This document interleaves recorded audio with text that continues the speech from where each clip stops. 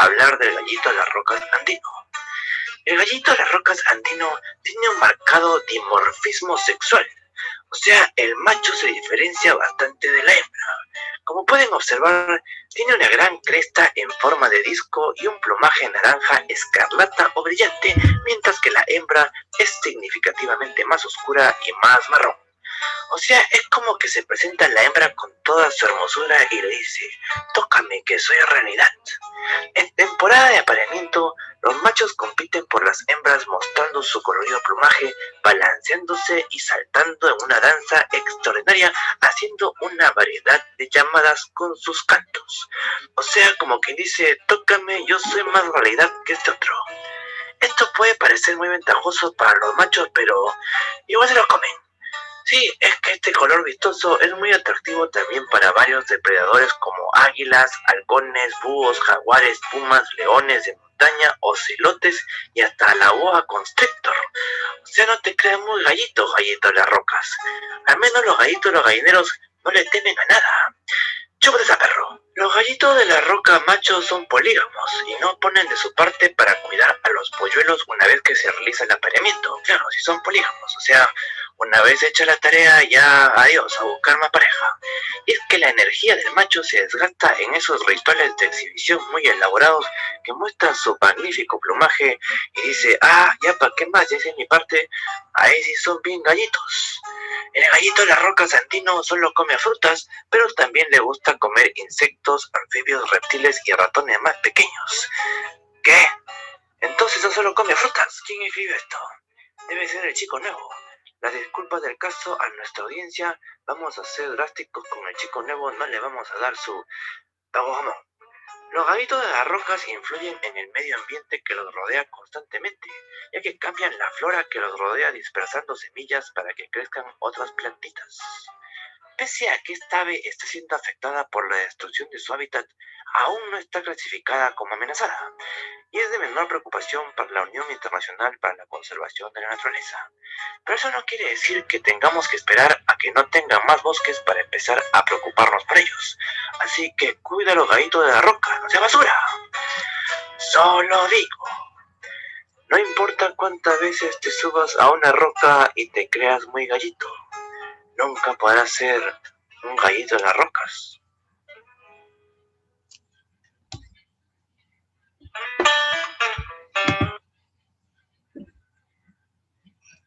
Y bueno, ese fue el video por mientras. Ahora sí vamos a darle paso a nuestra primera ponente de este evento, que es la profesora Claudia Carovera, bióloga con especialización en ecología y enfoque en el trabajo con servicios ecosistémicos, experiencia en la facilitación de procesos participativos para la gestión de ecosistemas y procesos de educación ambiental. Bienvenida, profesora. Gracias. Espero que me puedan escuchar bien. Gracias por la bienvenida también. Entonces, ¿ya puedo compartir mi pantalla? ¿Sí? ¿Me dejas? Sí, profesora. ¿Podrían darle, por favor, el coanfitrión para que pueda compartir pantalla? Ok, creo que ya puedo. Creo que ya. Lo único que les voy a pedir es que si por A o por B el sonido se me va, que a veces con mi conexión es frecuente, me esperen un ratito o me avisen y retomamos el tema. Bien, gracias por la presentación. Bueno, la idea que me propusieron fue comentarles algún trabajo de educación ambiental que haya realizado con el que tenga experiencia.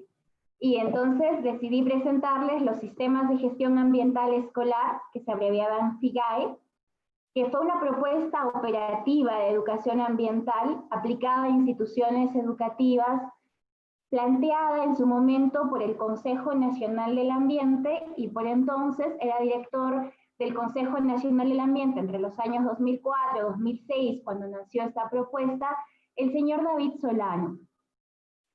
¿Por qué quise contarles esta propuesta, aunque ya tiene algunos añitos?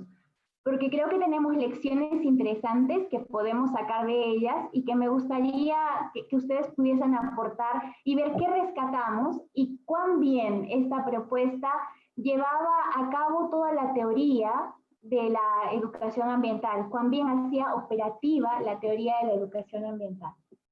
Entonces, cualquier cosa, por favor, escríbanme al chat, voy a estarlo viendo, si no me escuchan bien, igual lo vamos comentando. Vamos a comenzar con algunas fotografías, ¿no? Definitivamente hay paisajes que estamos extrañando, paisajes que nos llaman la atención, con los que nos sentimos más inspirados, paisajes que nos motivan, paisajes que nos dan paz y que nos ofrecen estos servicios ecosistémicos culturales, que nosotros los conocemos así como el de recreación, el de inspiración, el de educación, el que nos conforta, ¿no? Y lamentablemente, muchas veces cambiamos estos paisajes por este que acaba de aparecer en la pantalla, ¿no? Y cuando vemos un paisaje de este tipo, que no nos llama la atención y que no podemos valorar de la misma forma que aquel paisaje natural, es cuando decimos que hay un problema, se ha alterado algo en el ambiente.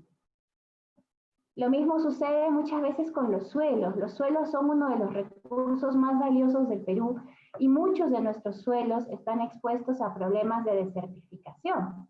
Pero estos suelos son bastante bonitos, bastante productivos, pero lamentablemente si no hacemos un buen uso de ellos, los llevamos a otro tipo de problemas ambientales, como son desertificación en la costa, saben que hay salinización, hay erosión, y estos suelos dejan de ser productivos y de ofrecernos los bienes que tanto valoramos.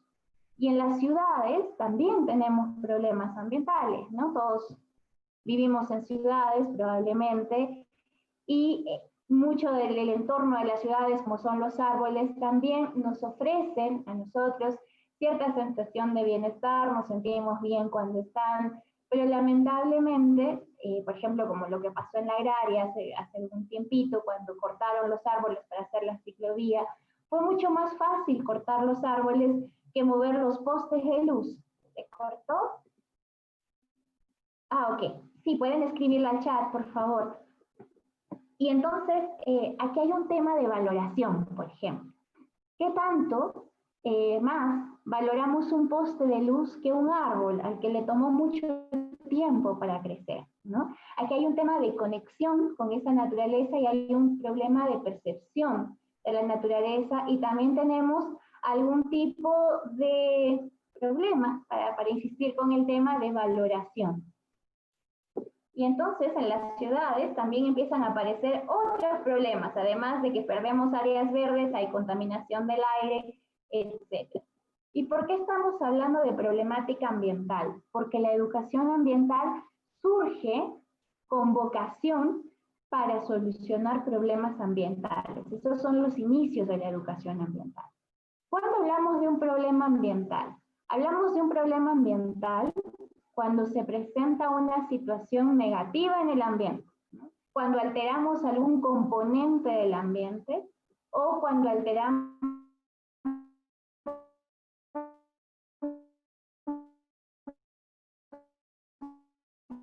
la relación que existe al suelo, estamos cambiando la composición hacia el medio, definición de contaminación, y obviamente ese es un problema ambiental. O extraemos alguna especie clave del ecosistema, y al extraer esta especie clave estamos haciendo que cambien las redes tróficas, estamos cambiando la relación entre los componentes del ambiente, es un problema ambiental. Un problema ambiental es aquel que se va a solucionar desde una mejor convivencia con la naturaleza y desde un mejor uso de los recursos que nosotros podamos hacer. Entonces, la educación ambiental nos debe de llevar a hacer un mejor uso de los recursos y nos debe de llevar a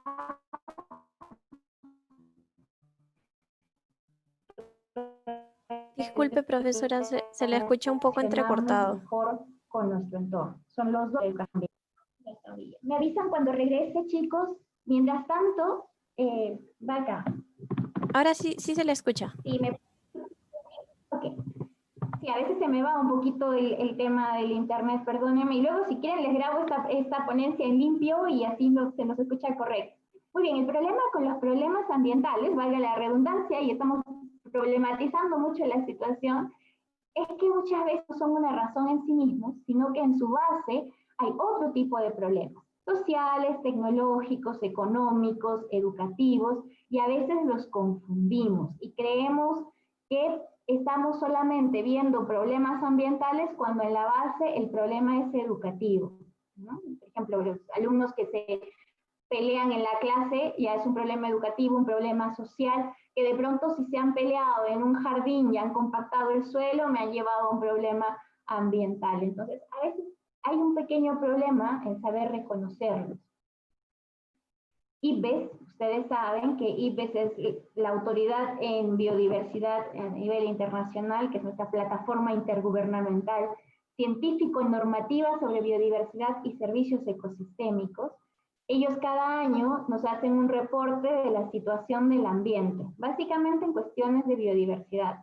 Y el año 2019, IPBES reportó que se ha perdido 75% de la superficie terrestre o que ha tenido algún tipo de alteración. Se ha perdido la integridad tal cual estaba, ¿no? Que ha habido algún tipo de problema con el 66% del mar, ¿no? Se han perdido muchos humedales en el mundo, hay una preocupación muy grande por humedales en el mundo.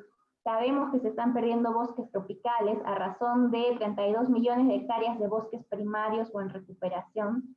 Hay pérdida de biodiversidad, entonces creo que todos nosotros sabemos que existen problemas ambientales. La idea es pasar del saber, del conocer, al ser conscientes de, ¿no? Y este es el rol de la educación ambiental, dar ese salto de yo conozco, yo tengo información, a la conciencia. Y vamos a ver de qué se va a tratar todo esto. Y es importante reconocer que ya que las personas que estamos creciendo enormemente, ¿no?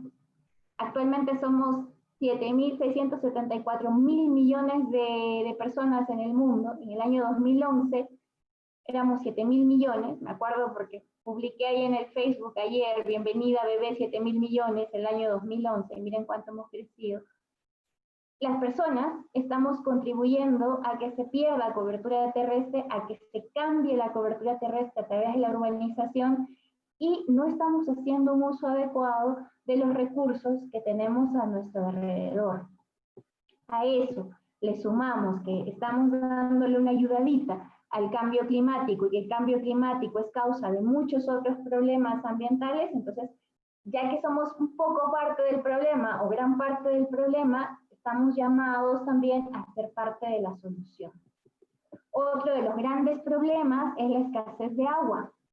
Aquí tienen un mapa para que vean un poquito cómo está el problema de la escasez de agua en el mundo, y zonas muy pobladas también tienen algún tipo de escasez de agua, ya sea física porque no hay agua, o económica porque no hay acceso al agua para consumo.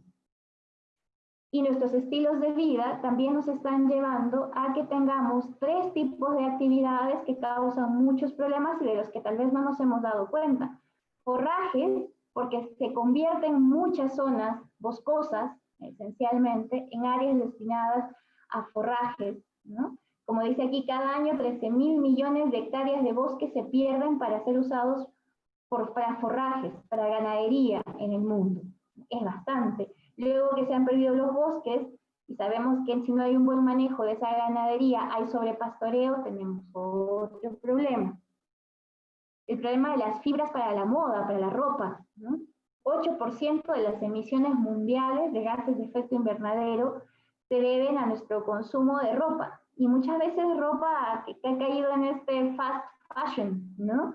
Me compro algo de moda, algo barato, no me importa, me lo pongo 5 veces, lo tiro, ya no lo quiero, etc. Entonces, hay una invitación a cambiar estos estilos de fast fashion por slow fashion, que luego los veremos, porque las fibras para hacer ropa también nos crean problemas ambientales, y en muchos lugares, seguro muy cerca de nuestras casas, hay una pérdida de alimentos bastante grande, que genera también muchos desperdicios. Primero porque para cultivar los alimentos ha habido mucha inversión económica y también mucha inversión del ambiente, si quieren, en el suelo, y muchas veces se han usado pesticidas, algún tipo de controlador químico de plagas o de abonos, etcétera, para terminar tirándolos no tiene sentido. Saben que muchos restaurantes prefieren tirar la comida que donarla por una especie de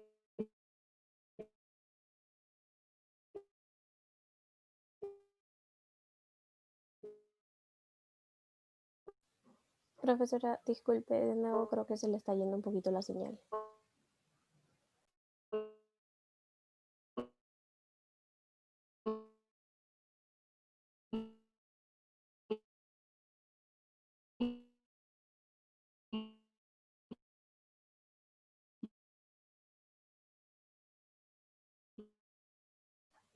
No se le escucha, profesora, disculpe. Está muy entrecortado.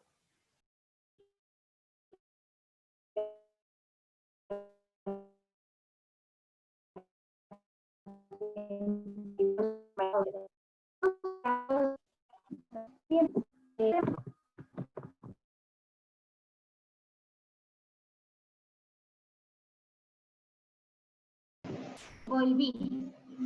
Nos quedamos donde, chicos, en desarrollo sostenible. Hola. Sí, profesora, estaba todavía en la diapositiva anterior. Aquí. En una anterior, donde estaba hablando del forrajeo. Estamos bien. Ajá. Perdónenme. Gracias por la paciencia. Importante. Frente a todo esto, se plantea el desarrollo sostenible. No sé qué otros problemas ambientales pueden identificar ustedes. Si me los escriben en el chat, me gustaría mucho. ¿Qué ven en su entorno?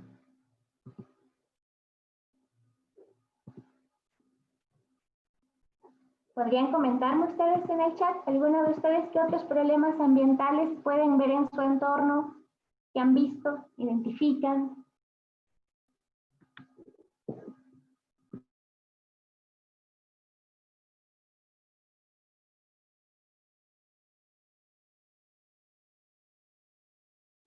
Muy bien, Adriana. El ruido de los carros, contaminación por ruido, existe. ¿Qué más?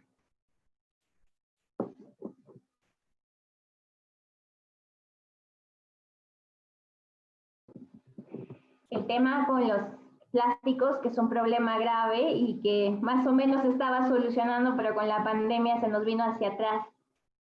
Sí, no hay conciencia. Falta de conciencia es un tema educativo, pero sí nos lleva a problemas ambientales. Residuos sólidos, basura, pérdida de árboles, etc. Frente a todo esto, gracias chicas, frente a todo esto se plantea el desarrollo sostenible, ¿no? Como el bienestar que perdura a lo largo del tiempo. Contaminación del agua por uso de detergentes, perfecto.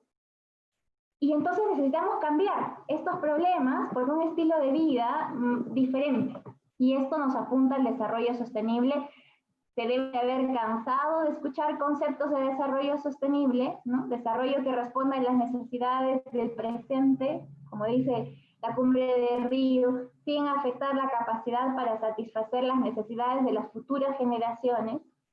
Bienestar que perdura, es otro concepto de desarrollo sostenible. Y aquí hay dos palabras que son importantes, desarrollo y sostenible. Entonces, hay que preguntarse qué hay que desarrollar, qué es lo que tiene que ser desarrollado. Y eso me lleva a pensar en transformación, ¿no? Porque cuando quiero desarrollar algo, hay que hacer un tipo de transformación muchas veces en el ecosistema. Y entonces hay que tratar de identificar los límites, hasta dónde puedo transformar el ecosistema. Y también la segunda palabra, que es sostenible, me dice, ¿y ahora qué es lo que tiene que ser sostenido? Tienen que ser sostenidos los elementos básicos que me aseguran la resiliencia del ecosistema. ¿Y por cuánto tiempo tienen que ser sostenidos? Y también me preguntaría, ¿y para qué quiero desarrollar y por cuánto tiempo quiero desarrollar? Entonces, esto nos va a llevar a planificar una serie de acciones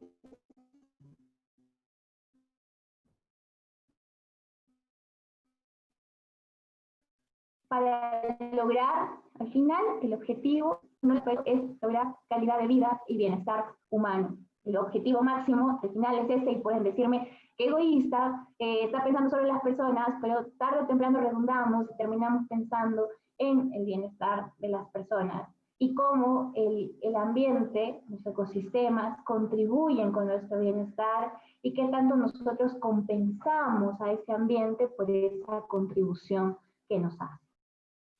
Un concepto bonito de desarrollo sostenible, lo leí en algún artículo y me gustó mucho, que dice que el desarrollo sostenible es un árbol que produce frutos mientras la raíz esté sana. Entonces hay que tratar de tener esa raíz sana, ¿no? Hay que abonar esa raíz, hay que mantenerla hidratada para que pueda producir buenos frutos. ¿Y por qué hablamos de todo esto? Porque la educación, todo proceso educativo, tiene que estar orientado al desarrollo sostenible, M como una S, el desarrollo sostenible, de tal forma que las personas actúen en su vida diaria de forma que sea económicamente rentable, socialmente aceptable y ambientalmente compatible. Eso es importante. Y para lograr sostenibilidad hay que hacer una inversión colectiva, pero también una inversión individual de muchas cosas que tienen que ver con actitudes, con valores, con conocimiento, pero mucho es de actitud. Primero, motivación. Si no estamos motivados, es muy difícil. Segundo, de confianza. Tengo que confiar en las cosas que estoy haciendo, confiar en los otros con los que estoy trabajando. Y esa confianza está ligada a la autoestima que aparece ahí, ¿no? Tengo que, esta palabrita que a mí no me gusta mucho personalmente, pero tengo que empoderar a las personas para que se sientan parte de la solución, ¿no? Que no encuentre un sinónimo o una cosa que supere la palabra empoderar. Tengo que darle la capacidad a las personas, la autoestima necesaria a las personas para que se sientan parte de la solución. Trabajar con independencia y creatividad. No podemos repetir siempre, porque no sé si se acuerdan que decían, el río no pasa dos veces por el mismo lado. Entonces no puedo estar repitiendo las mismas cosas en el ambiente. Siempre hay que estar siendo creativos, porque el ambiente también está cambiando, y eso me lleva a pensar en la contextualización. Tenemos que estar observando todo el tiempo nuestro entorno, porque hay que contextualizar lo que estamos trabajando y para qué estamos trabajando. Otros principios básicos de la sostenibilidad son la equidad, la solidaridad y la colaboración, ¿no? Que se necesitan en todo momento. Muy ligados a la sostenibilidad están los Objetivos de Desarrollo Sostenible de Naciones Unidas, que son 17, que se espera que alcancemos al año 2030 y por los que todos estamos trabajando. Estos principios se han dividido en 5 grandes líneas, ¿no? Y dentro de estas grandes líneas tenemos la línea 1, a las personas. Tenemos que trabajar por las personas. Y ahí hablamos de fin de la pobreza, hambre cero, mejorar la salud, la educación, la igualdad de género, ¿no es cierto? Y la línea 2, que a veces nos apela más por las carreras que seguimos, tiene que ver con planeta. Objetivos 6, 12, 13, 14 y 15, ¿no? Conservar la vida en los ecosistemas terrestres, acuáticos, asegurarnos que haya suficiente agua para todos, acción por el clima, y tratar de tener un tipo de desarrollo social, económico, pero que sea responsable, y trabajar con energías limpias. La línea 3, que va hacia prosperidad, la línea 4, que nos habla de paz, y la línea 5, muy importante, que nos habla de alianza, ¿no? Nadie se salva solo, dijo una vez el Papa Francisco, me gustó mucho eso, porque hay que hacer muchas alianzas, ¿no? Necesitamos trabajar con alianzas para asegurarnos que todas las personas alcancen los mismos niveles de desarrollo. Y hablando del Papa Francisco, además allá de las creencias religiosas que podamos tener, escribió una encíclica que la deben de haber escuchado, que es Laudato Si, y que es una invitación bastante interesante y que está muy ligada a las cosas que queremos alcanzar cuando hacemos educación ambiental. Y resume en tres aspectos fundamentales muchos principios importantes, incluso de la educación ambiental y del desarrollo sostenible. Primero nos dice que las personas estamos llamadas a cuidar el ambiente. Y eso es interesante, porque no se trata de yo me voy a beneficiar y aprovechar de las cosas, sino que también estoy llamada a cuidarlo, ¿no? Segundo, nos habla de esas alianzas. Habla de la defensa de los más vulnerables, entonces significa, y nos habla del principio de saber subsidiar a los otros y de ser solidarios, ¿no? De no trabajar solamente para unos cuantos, sino de tratar de abarcar a toda la población e inmediatamente esto nos lleva a pensar en ética, en equidad, en ser socialmente aceptable, las cosas que nosotros logremos. Y en tercer lugar, algo que me ha gustado mucho es que nos hace una invitación a tener un nuevo estilo de vida para reducir de alguna forma el consumismo que tenemos, por lo que hablábamos de las fibras para la ropa, y no solamente pasa con ropa, pasa con tecnología. Entonces nos invita a una cultura de sobriedad, ¿no? Vamos a vivir con sobriedad. Lo que necesito, pagando lo adecuado, no usando más de lo que debo, porque tengo que pensar que la otra persona también lo tiene que usar. De alguna forma, estos principios están detrás de la educación ambiental. Y así como hay problemas, también hay soluciones y hay oportunidades que se nos presentan, ¿no? Y muchos de nosotros en la agraria nos estamos formando básicamente para poder ser buenos en este tipo de soluciones a los problemas ambientales o para aprovechar bien las oportunidades. Tener una agricultura mucho más sostenible, ¿no? Hablamos de permacultura, de agroforestería, hacer restauración de ecosistemas, y ahí entra la biorremediación, fitorremediación. A algunos les interesa el tema social, vamos a rescatar saberes tradicionales, porque por muchos años las personas han sabido cómo relacionarse mejor con el entorno. Hablamos de ciudades sostenibles, gestionar los residuos, que decían hace un momento que habían problemas con los residuos. Formas nuevas de construir, eso le llaman la bioconstrucción para quienes son arquitectos, para los que hacen diseño, se habla de ecodiseño incluso a nivel empresarial, econegocios, cambiar las energías, la energía que utilizamos por energías renovables o limpias, conservar especies, aprovechar los mercados de carbono, hacer las empresas más sostenibles, cambiar la economía por esta economía de colores, de la que se habla, la economía verde, la economía azul, economía circular, economía rosquilla. Entonces son formas nuevas de ver nuestro desarrollo económico también. Cambiar el fast fashion por el slow fashion, ecoturismo, son oportunidades de desarrollo que nos hacen tener una mejor relación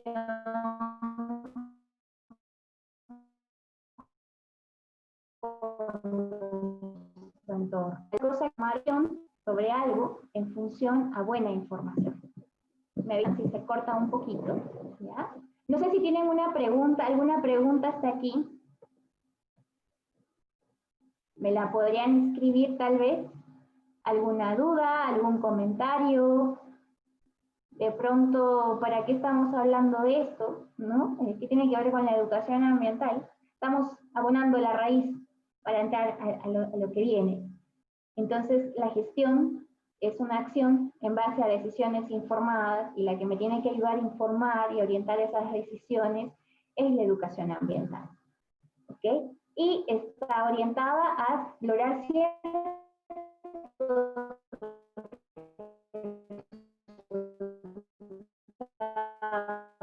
esperados, y la gestión tiene una dimensión de posibilidad, definir objetivos claros. ¿Para qué hacen ecología en la universidad? Porque tienen que saber construir modelos ecológicos, valorar la complejidad de los ecosistemas, saber cómo están conectados. Contexto aparece mucho, nunca se salgan del contexto. Atender a las necesidades de la población.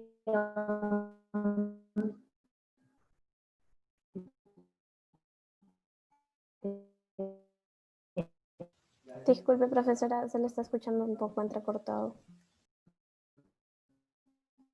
Y entonces, una vez más, suelo, creo que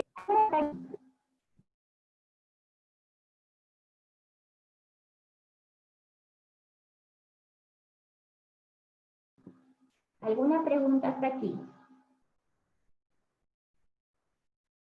¿Dudas?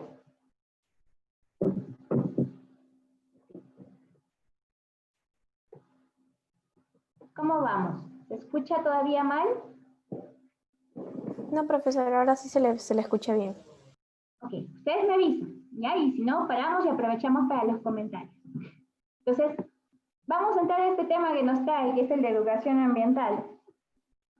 ¿Cómo nace la educación ambiental? Frente a todo eso que hemos visto anteriormente, frente a los problemas y a la necesidad de tener un nuevo estilo de vida y a lograr desarrollo sostenible, el saber cómo voy de un punto al otro, frente a esa necesidad, nace la educación ambiental. Nace con la vocación de colaborar para tener un mejor ambiente y tener una mejor calidad de vida. ¿Ok? Entonces nace con esa vocación, para tener una mejor calidad de vida y un mejor ambiente, o un mejor ecosistema también, si quieren llamarlo así. Todo proceso de educación ambiental va más allá de las buenas intenciones. ¿Sí? Y aquí es interesante, porque muchas veces, y me ha pasado cuando comencé, decía educación ambiental, yo soy bióloga, yo puedo hacer educación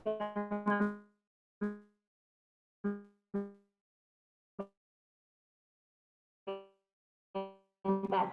Solamente tengo que hablar, no es la que yo pueda dar, porque va a la implementación de estrategias para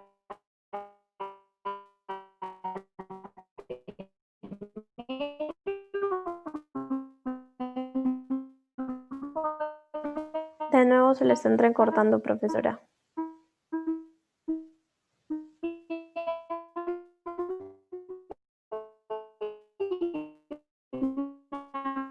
No se le entiende. mejor calidad de vida.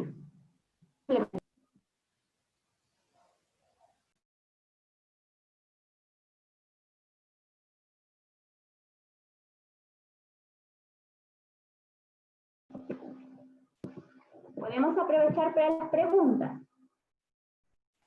Ahora sí se le escucha. Ay, perdón. Bien, entonces hay que ver cuál debe ser nuestro público objetivo, ¿ok? Y la educación ambiental entonces surge como respuesta a una crisis ambiental. Por eso hemos hablado primero de los problemas, porque la educación ambiental surge como respuesta a esta crisis y a estos problemas. Y nace de esa vocación de decir, si la persona es parte del problema, tiene que ser parte de la solución. ¿Ya? Y la educación ambiental prepara para gestionar mejor el ambiente y lograr desarrollo humano.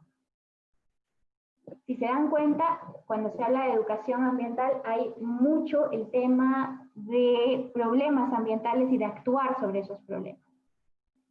Nace en los años 70, se realiza en 1972 en la reunión de Estocolmo, cobra cuerpo esta educación ambiental en Tbilisi en 1977, se reafirma y se define en Moscú en 1987, en Tesalónica se habla de educación ambiental ligada a sostenibilidad, y en Canadá, hace poquito, el año 2017, se apunta a la educación ambiental como una ruta que hay que seguir para conseguir sociedades más sostenibles, ¿no? Ya hay un camino a seguir. El año 2027, cada 10 años, se van realizando estos congresos internacionales mundiales de educación ambiental. No sabemos hacia dónde va a ir dirigido, pero esto más o menos ha sido el camino de la educación ambiental. En Moscú, como les decía, se define, ahí les dejo en negrita el concepto largo de educación ambiental que el CONAM, Consejo Nacional del Ambiente, en el año 2005, resumió en una línea bastante clara y operativa. Educación ambiental, proceso educativo permanente que busca generar conciencia ambiental hacia el desarrollo sostenible. Esa es la razón de ser de la educación ambiental. Primero, proceso educativo permanente. La charla que uno hace un día no hace un proceso de educación ambiental, tiene que ser permanente. Para generar conciencia, vamos a ver qué es la conciencia. Y esa conciencia tiene por fin último el desarrollo sostenible. La educación ambiental está muy ligada al entorno sobre el que se puede actuar y sobre el que se construye conocimiento. Por eso repetí tantas veces contexto, contexto, contexto, contexto. No se da en el vacío. La educación ambiental no es que hoy día voy a hablar de cambio climático, mañana hablaré sobre contaminación del aire. ¿Dónde? No sé. No, tiene un entorno concreto. Generalmente es un entorno sobre el que se puede actuar, porque la educación ambiental es un llamado a la acción. ¿Eh? Y puede ser formal, no formal o informal. Entonces se habla mucho de qué es educación formal, no formal e informal.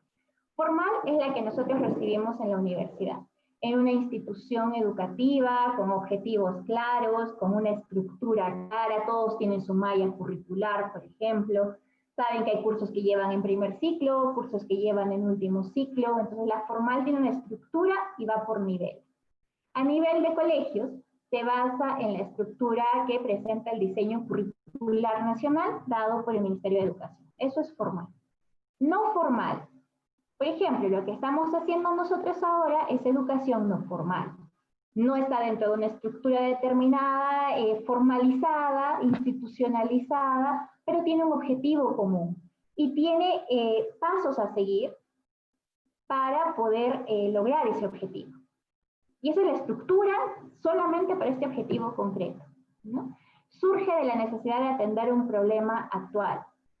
Puede ser a través de clubes, a través de reuniones de amigos, pero con una estructura determinada hacia un objetivo concreto, no necesariamente en un entorno educativo tipo colegio o universidad. ¿Okay? Esa es la no formal.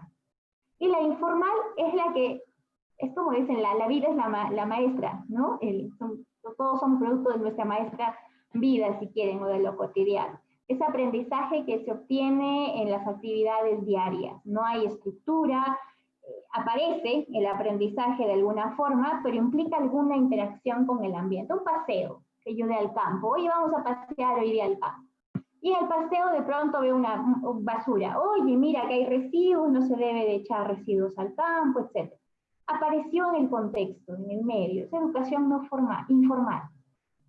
No iba con un objetivo determinado, no tenía algo planeado, pero se va dando el aprendizaje. Informal.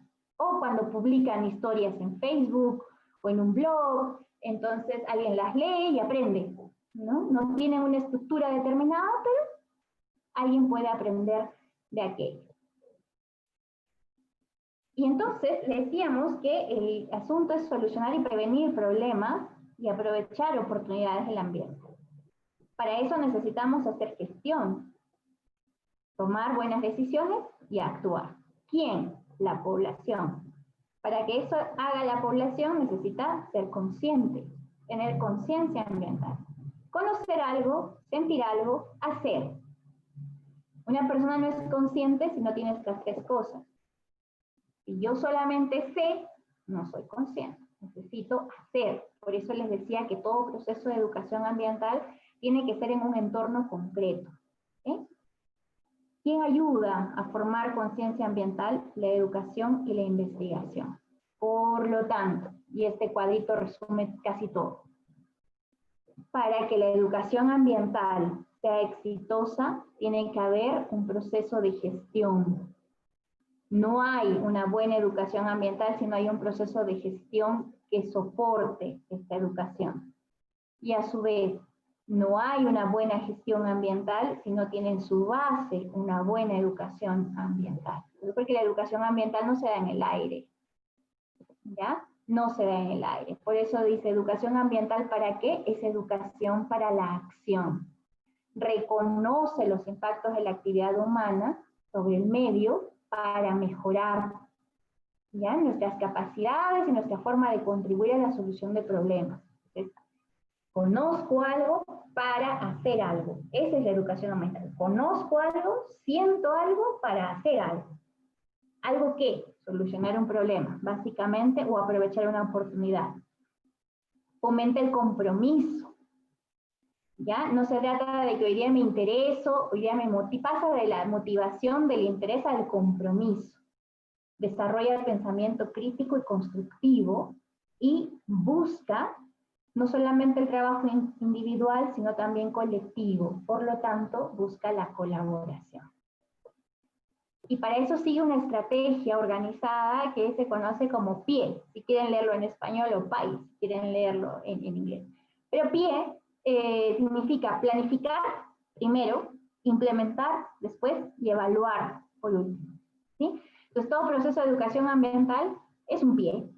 Tengo que planificar qué problema quiero solucionar, qué objetivo quiero alcanzar, con quién voy a trabajar, qué necesita la gente con la que voy a trabajar, cómo involucro a la gente en la planificación y en la solución, con qué recursos cuento, qué mensajes les voy a transmitir, cómo les voy a transmitir ese mensaje, todo eso va en planificar.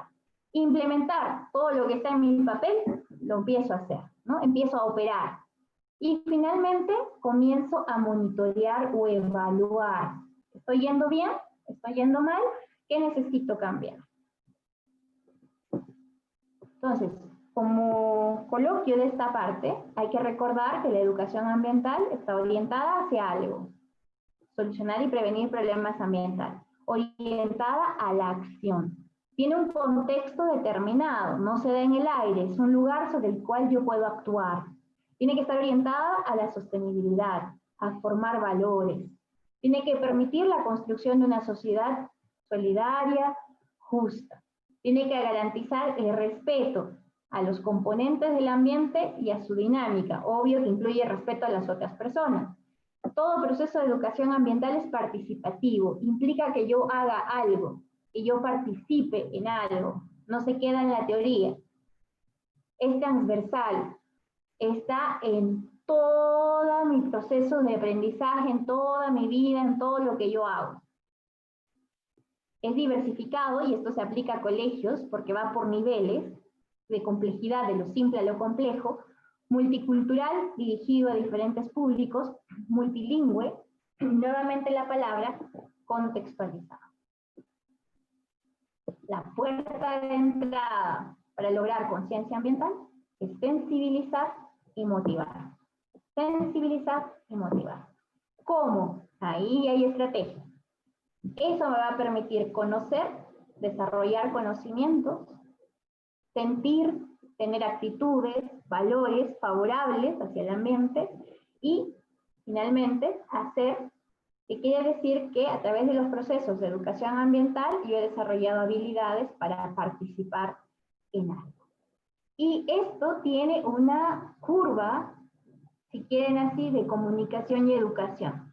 En un primer momento de sensibilización y motivación, estamos reconociendo que el ambiente es importante y que tiene problemas.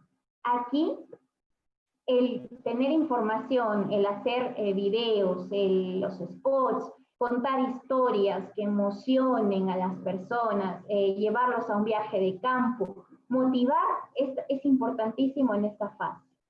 Cuando he motivado y la gente ya está interesada en el tema, crezco a esta parte que es ganar control.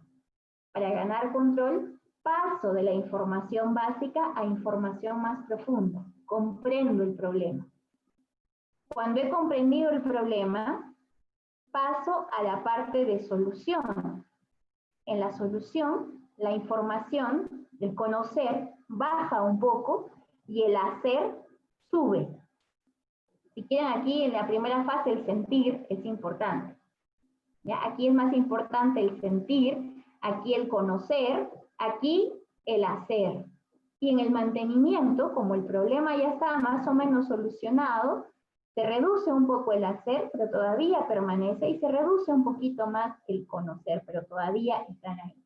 Es más o menos el proceso que se sigue cuando se hace educación ambiental y comunicación. ¿Cómo se hace? Con actividades prácticas, juegos, ayudan mucho en la primera etapa para sensibilizar, juegos de rol, concursos para motivar, viajes de campo, contar cuentos, historias. Son técnicas que muchas veces ayudan en una primera parte. En la segunda hay que dar más información y en la tercera hay que llevarlos a la acción. La educación ambiental está sustentada por diferentes leyes que no las tratamos porque ya no entramos a la siguiente parte, que es ¿cómo es que el CONAM en el año 2004-2006 llevó a cabo o implementó, operativizó, mejor dicho, todo lo que hemos hablado en una propuesta concreta. Los sistemas de gestión ambiental escolar que decían no solamente sensibilizar, yo no quiero llorar cuando veo un problema ambiental, sino me quiero comprometer en su solución. Entonces, lo primero es que este sistema de gestión ambiental escolar es un proceso que estuvo orientado a organizar. Acuérdense que primero hay que organizar, concepto de gestión ambiental, organizar, planificar, ejecutar y controlar. Si quieren, el famoso PIE, ¿no? Organizar y planificar, la P, ejecutar, que sería el I, el implementar, y E, el evaluar, ¿no? Orientado a hacer eso. Con eficiencia, claro, la prevención y solución de problemas ambientales, en este caso de las instituciones educativas, y a través de ese proceso se buscaba formar conciencia ambiental, y acuérdense de que la conciencia eran 3 palabras. ¿Me las pueden poner en el chat? A ver si nos acordamos un poquito. ¿Cuáles eran?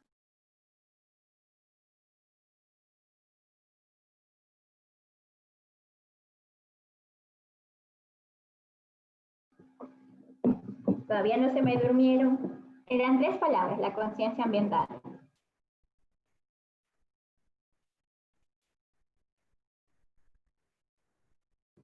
¿Estamos ahí? ¿Todavía están ahí? ¿Sí? Conocer, sentir y hacer. ¿Ok? Entonces, todavía estamos aquí, se me fue el internet. Tengo un miedo con el internet que no se imagina. Pero están ahí, chicos.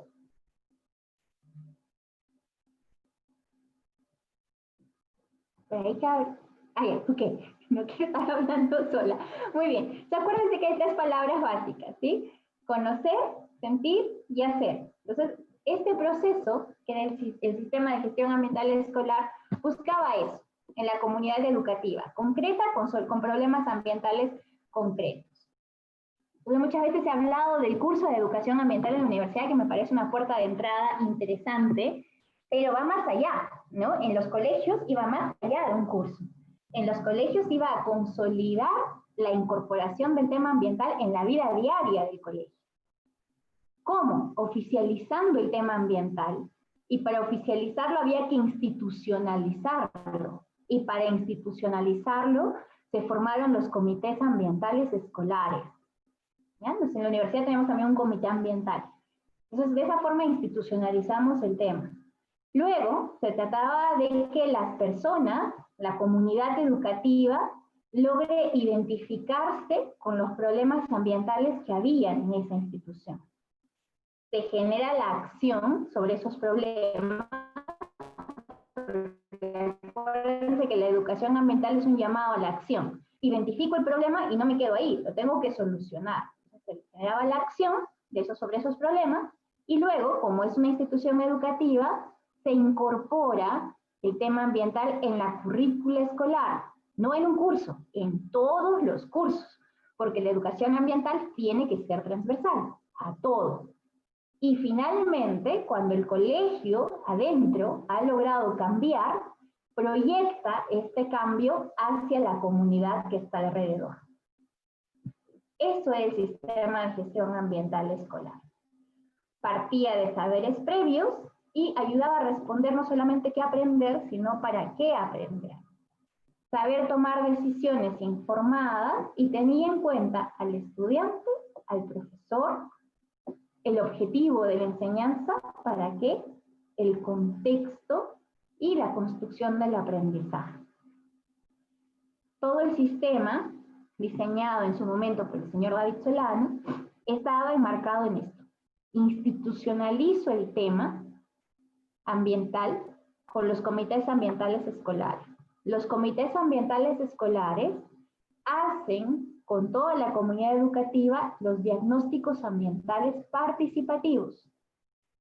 Con ese diagnóstico se seleccionan los problemas ambientales prioritarios y esos problemas prioritarios se atienden o se intentan resolver primero a través de un plan de acción sobre el ambiente, que es la conexión entre el problema y la solución.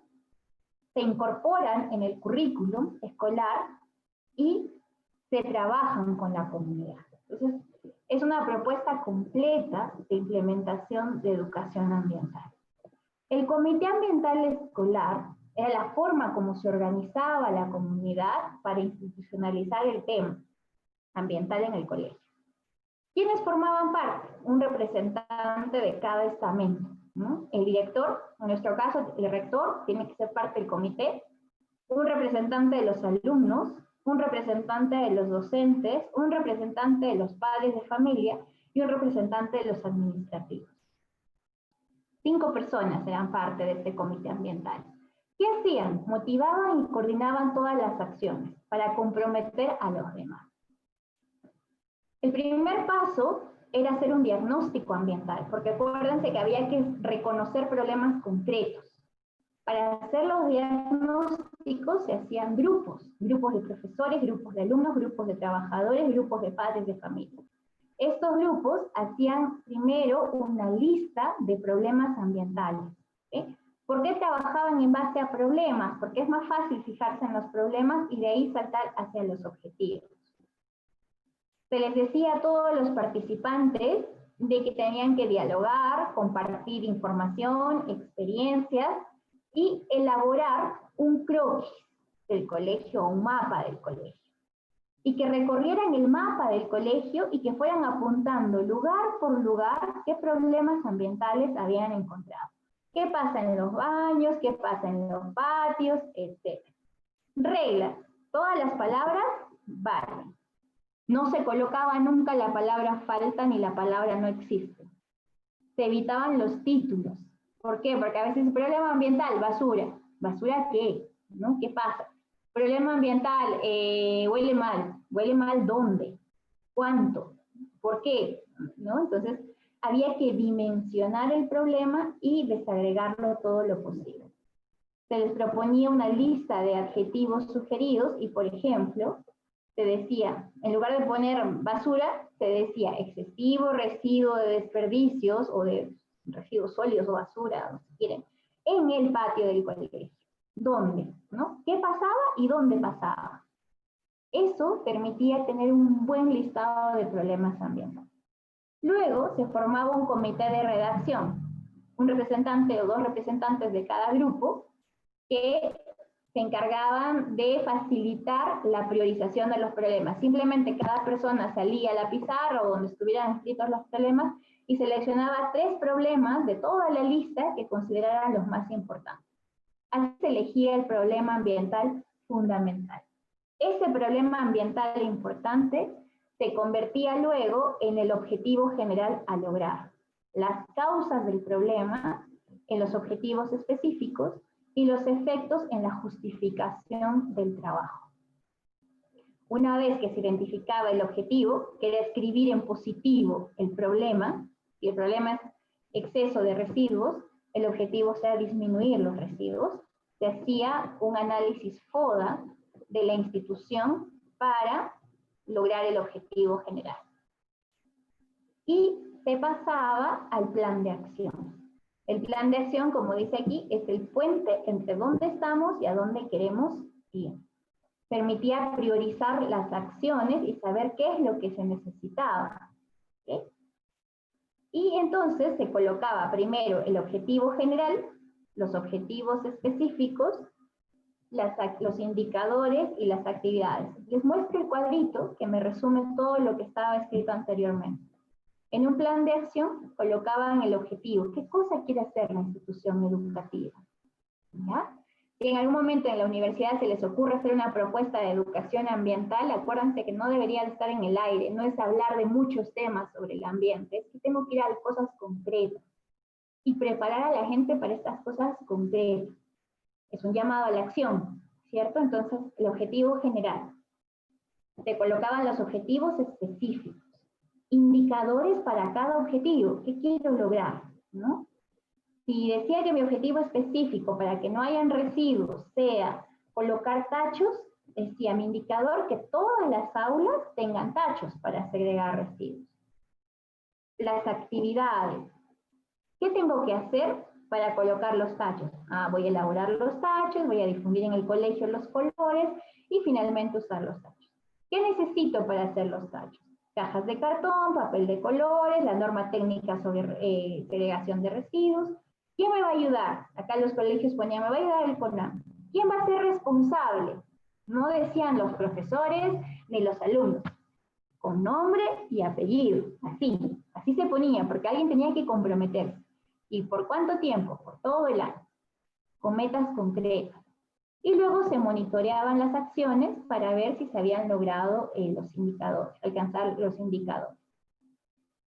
Luego se entraba la relación con la comunidad, ¿no? Proyectaba la acción el colegio. Ahora que nosotros ya tenemos menos residuos en el colegio, ¿cómo hago para que mi comunidad también comience a segregar? O podían hacer ferias, o hacían marchas de sensibilización, o proyectaban videos, invitaban a los vecinos al colegio, hacían ferias educativas, etc. Y luego interiorizaban el problema, que eran los residuos sólidos, en la programación curricular. ¿Sí? Y como estos son temas más profundos de educación, se trabajaba mucho con los maestros, haciéndoles ver primero, reforzando qué cosa era la educación, ¿no? Como un proceso sociocultural que contribuye al desarrollo integral, individual y colectivo, ¿no? Para socializar a las nuevas generaciones y que éstas sean capaces de transformar y crear cultura asumiendo roles y responsabilidades.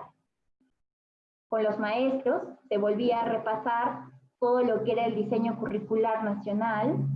Se les decía que ellos podían sugerir a sus gobiernos regionales que coloquen lineamientos regionales para la diversificación curricular.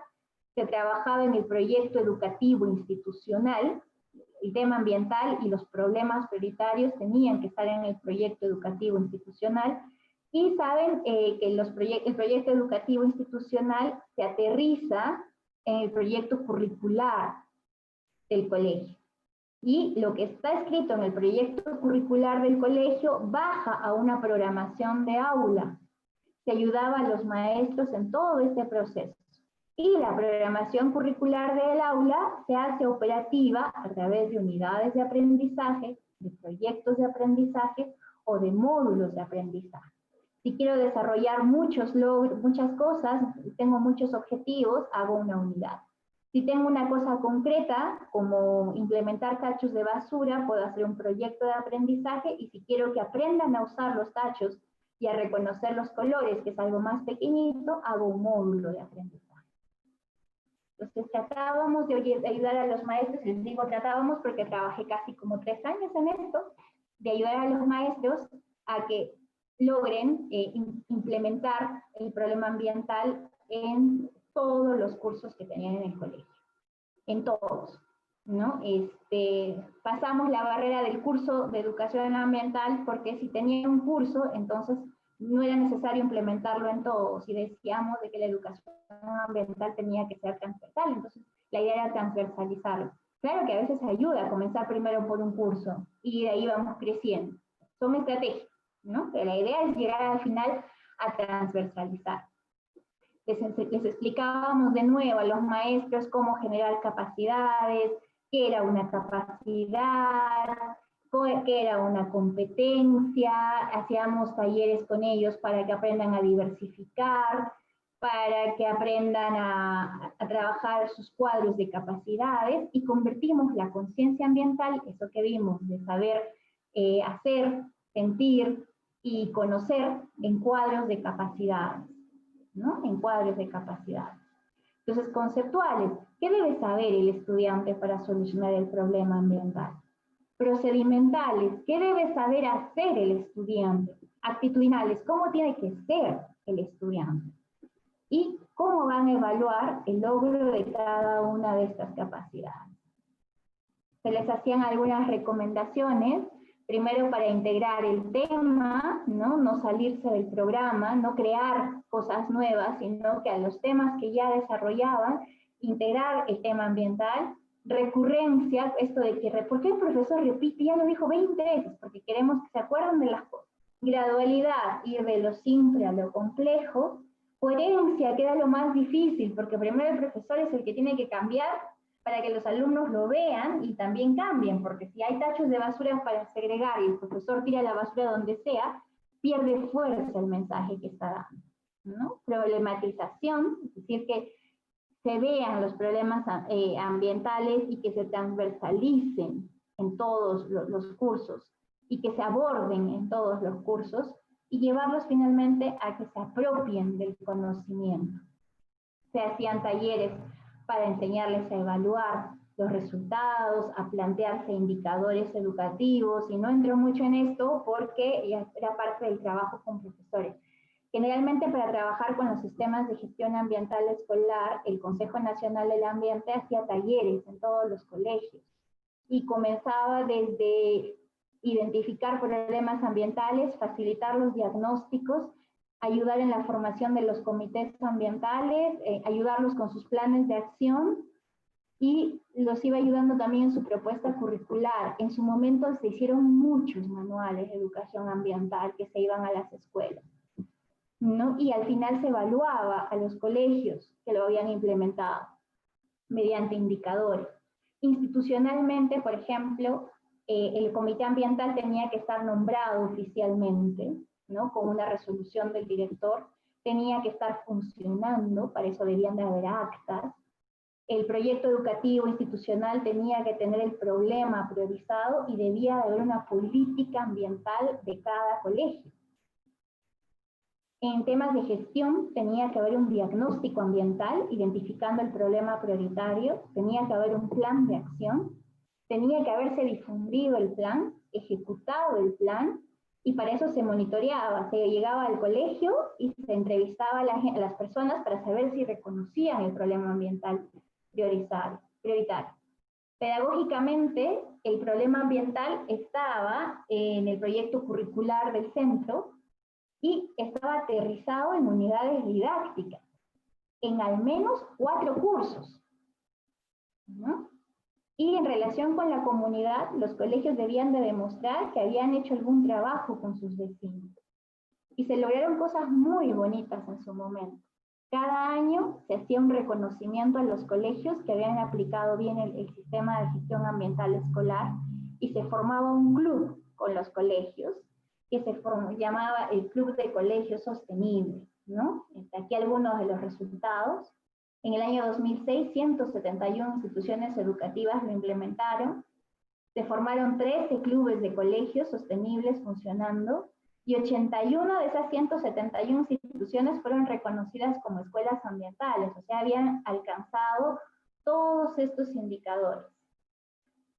Más bonito de eso es que hubieron escuelas que solucionaron problemas críticos, como no tener agua, como problema con residuos, ruido. En Ica hubieron experiencias muy bonitas con este trabajo, y una vez que superaban la fase 1, pasaban a una fase 2. Y en la fase 2 de este sistema continuaban operando institucionalmente, pero hacían, ya no solamente abordaban un problema ambiental concreto, sino abordaban el siguiente que había sido priorizado. Y hacían incluso un diagnóstico de infraestructura y avanzaban hacia la investigación. Y entonces aquí se trabajaba con las escuelas para que empiecen a monitorear el ambiente, ya sea calidad del agua, calidad del aire, calidad del suelo, ¿no? Según lo que hayan priorizado ellos, porque todo iba para reforzar su problema ambiental. Seguían trabajando en lo pedagógico, fortalecían el tema de difusión y trabajaban con la relación con su comunidad. Y entonces se les dejaba este mensajito que dice que para educar verdaderamente sobre el ambiente, y en realidad más que el medio ambiente sobre el ambiente, más que conocer los hechos, se requiere una interacción entre pensar, sentir y actuar. Y eso es todo, chicos. No sé si tienen alguna duda o quieren preguntar algo. Esta experiencia fue una experiencia bonita. Lamentablemente paró y comenzaron a trabajarse en base a esta experiencia del sistema, la educación para la ecoeficiencia, que cuando entró el doctor Antonio Brás ya orientó su trabajo hacia ecoeficiencia, y este sistema sirvió de base para la educación en ecoeficiencia en las escuelas, ¿no? Y bien, creo que igual los colegios y las universidades pueden apoyar mucho también en este trabajo, y podríamos implementar nuestros propios sistemas de gestión ambiental en las universidades. Bueno, me quedo con ustedes un ratito más por si tienen alguna pregunta, alguna duda, aquí estoy.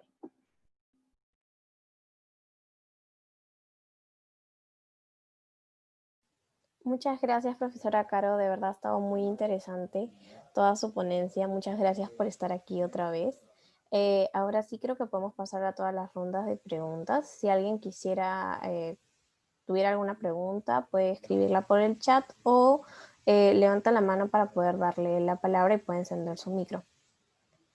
Tenemos ahorita una pregunta de Melanie Morales. Dice, buenas tardes, gracias por la charla. ¿Cree usted que los biohuertos ciudadanos son una buena manera de complementar la educación ambiental?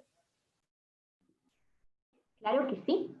Ahora, esos biohuertos lo que tendrían que tener, Melanie, es un contexto, ¿no? Y si estamos priorizando, trabajando, por ejemplo, el tema de áreas verdes, nos ayudan a complementar. El tema es que si tengo el biohuerto por tenerlo, entonces no hay un buen proceso de educación ambiental. El biohuerto es un elemento que va a contribuir a fortalecer mi proceso de educación. Si recordamos que la educación primero es un llamado a la acción y segundo está orientado hacia algo, entonces eso es lo que tengo que definir. El biohuerto es una forma de hacer gestión y tengo que tener el objetivo definido, ¿no? Pero definitivamente son buenos espacios que van a ayudar a mejorar un proceso orientado, por ejemplo, a conservación de la biodiversidad, a mantenimiento de áreas verdes, son la base de la participación, por ejemplo, si quiero trabajar el tema de mejorar estilos de consumo de alimentos, etcétera. Definitivamente sí. La idea es no hacer las cosas en el aire, ¿no? Por ejemplo, mucho tiempo las empresas invitaban al CONAM para hacer charlas de educación ambiental, y cuando les decía, pero ¿de qué quieres que les hablemos como empresa? Del ambiente, ¿no? En general. Y entonces ahí había que definir bien con la empresa que ellos entendían por ambiente y hacia dónde querían dirigirlo. Porque sobre el ambiente se habla muchísimo y se puede decir muchas cosas. Pero cuando tengo que hacer una acción concreta, ya no es tan fácil. Entonces había que aterrizar eso. Sí, muchas gracias, Melanie. Es una muy buena pregunta. Muchas gracias, profesora. ¿Alguien tuviera alguna otra pregunta? Araceli Díaz menciona, muchas gracias, profesora. Tengo una duda. ¿Actualmente conoce algunas entidades como municipalidades u otras que apoyan estos programas de educación ambiental como para presentar proyectos y así se llegue a más personas? En su momento, incluso en enero o febrero, Innova, ustedes saben que la agraria tiene muchos proyectos con Innova, hizo una convocatoria que también estaba un poco dirigida a fortalecer esos procesos de educación. Saben que me fui un buen tiempito del Perú, entonces me desfasé un poco en algunas cosas. Sé que la Municipalidad de Lima tiene un proyecto, más que de educación ambiental, le llaman el proyecto STEAM, que lo que trata es fortalecer la educación en ciencias, tecnología, ingeniería, matemática y arte, que también está muy ligado a temas de educación ambiental. El propio MINAM tiene proyectos de educación ambiental. No sé si los puedan financiar, eso es lo que no sé, pero a través de Innova, que he visto que tienen propuestas de financiamiento, ahí hay alguna oportunidad. Hay concursos internacionales también para estos temas de financiamiento, pero les doy un consejo, y ese consejo me lo dio el señor David Solano cuando yo empecé a trabajar. Yo salí de la idea y empecé a trabajar con él en el tema de educación y aprender mucho también. Por eso yo siempre le digo que el primer jefe, además de ser el primer jefe, también es un gran profesor. Uno aprende mucho de sus primeros jefes. Me decía que hay que tener la propuesta hecha, ¿no? Una vez que uno tiene la propuesta hecha y concreta, simplemente las oportunidades comienzan a aparecer. Entonces, no se queden esperando que aparezca la oportunidad, sino vayan teniendo sus propuestas hechas. Y van a ver que en algún momento, más que municipios, aparece incluso el propio Concitec Fondesit para apoyar alguna de sus propuestas de gestión ambiental. Necesitan tener propuestas de educación. El problema aquí muchas veces es que se hacen muchas propuestas de gestión ambiental sin tener de base la educación. Y entonces le falta abono a esa raíz, ¿no? Del arbolito que decíamos que si no, no va a dar mucho fruto. Tengan la propuesta hecha y el financiamiento después se comienza a buscar. Ese sería mi consejo. puedan hablar con la Municipalidad de Lima, que siempre tiene alguna propuesta interesante, y estén atentos a los concursos que llegan a la propia agraria. Incluso la propia agraria tiene sus fondos de investigación para ustedes. Antes eran hasta los 2.000 soles, no sé si ahora hay más, pero por ahí se empieza, porque cuando quieran postular a fondos más grandes, les van a pedir que tengan experiencia en fondos pequeños. Entonces por ahí vamos comenzando. Pero Araceli, la invitación sería a que tengan un equipo y vayan haciendo su propuesta concreta, ¿no? Teniendo en cuenta esto de la educación ambiental, es un llamado a la acción. Tiene que ser algo operativo para lograr algo concreto también.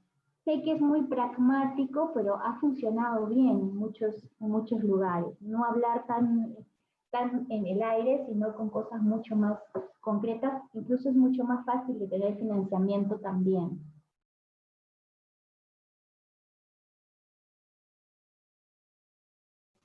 Muchas gracias, profesora, por su respuesta. No sé si hubiera otra pregunta adicional.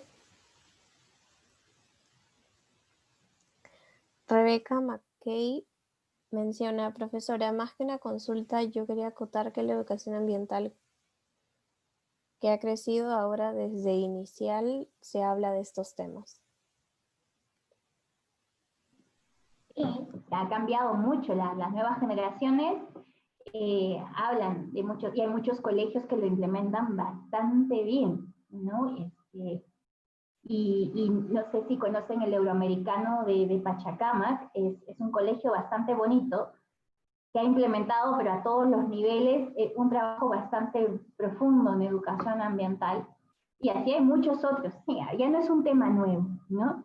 El tema es que aquí hay que concentrar fuerzas y esfuerzos para ir afinándolo y lograr también resultados concretos. De hecho, también todos nosotros, imagino que todos los que están aquí hoy día y todos nosotros, el mismo hecho de estar en la agraria, también nos hace tener una perspectiva un poquito diferente. Tenemos ya un background en conciencia ambiental que de pronto una persona que nunca ha escuchado de esto le va a parecer muy nuevo. Entonces sí, Rebeca, es verdad, ahora también son generaciones bastante nuevas, y yo he visto niños cuando trabajaba en las escuelas que llamaban la atención a los papás, ¿no? Que los niños sabían mucho más que los papás sobre el tema. Eso es bien interesante.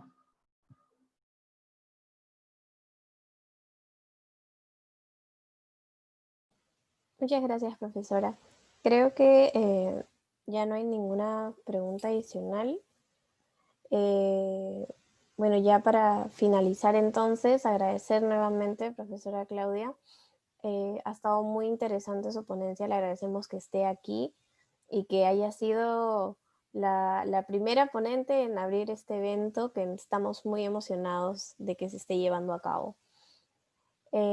Gracias a todos también por su participación, por estar aquí. Y bueno, la siguiente ponencia empieza en 7 minutos en este mismo link. Así que si quieren pueden ir a servirse un vasito con agua y luego vuelven, porque viene ahorita nuestro siguiente ponente también. Muchas gracias a todos. Gracias también a ustedes, cuídense mucho y cualquier duda ya saben, tienen el correo, y felicitaciones por esta iniciativa, porque estos espacios son importantes, porque ya nos permiten no solamente como comunicarnos unidireccionalmente, sino también aprender mucho, porque ustedes tienen otras experiencias también. Gracias y que les vaya súper bonito con todo. Un abrazo. Muchas gracias, profesora. Hasta luego, cuídese. Chao.